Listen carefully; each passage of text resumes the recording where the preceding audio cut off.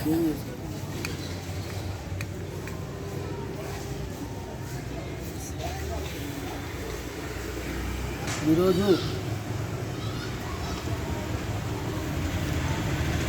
సీమాంధ్ర ఎంఆర్పిఎస్ తరఫున రేపు జరగబోవు ఫిబ్రవరి 10వ తేదీ చలో నెల్లూరు యుద్ధభేరి మహాసభ నాటక సెంటర్ నందు భారీ ఎత్తున మాదిగలతో ఒక మహాసభను ఏర్పాటు చేయడం జరిగినది. దీనికి మా సీమాంధ్ర ఎంఆర్పిఎస్ రాష్ట్ర వ్యవస్థాపక అధ్యక్షుడు పందిరి సుబ్బయ్య గారి నాయకత్వంలో మేమందరం ఇంటింటికి తిరిగి మాదిగ పల్లెల్లో కరపత్రాలు పంచుతూ జరగబో యుద్ధభేరి మహాసభ గురించి వివరిస్తూ చెబుతూ ప్రతి మాదిగ పల్లె నుంచి ప్రతి ఇంటి నుంచి ఒక మనిషి చొప్పున తీసుకురావాలని ఈ కరపత్రాలు పంచడం జరుగుతున్నది.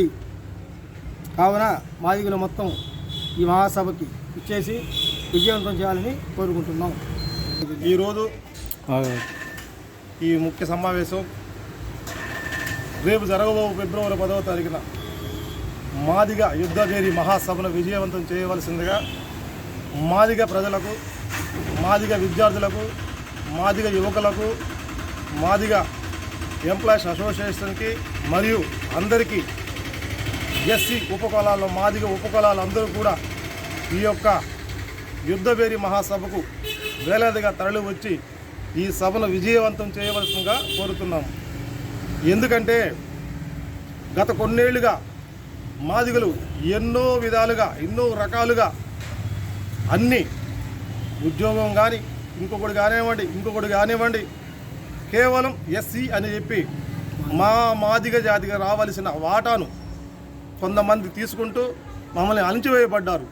ఇంకెన్నాళ్ళు ఈ దౌర్జన్యాలు ఇంకెన్నాళ్ళు అనే విధంగా మేము ఇప్పుడు కూడా సహకరిస్తూ పోతున్నాము.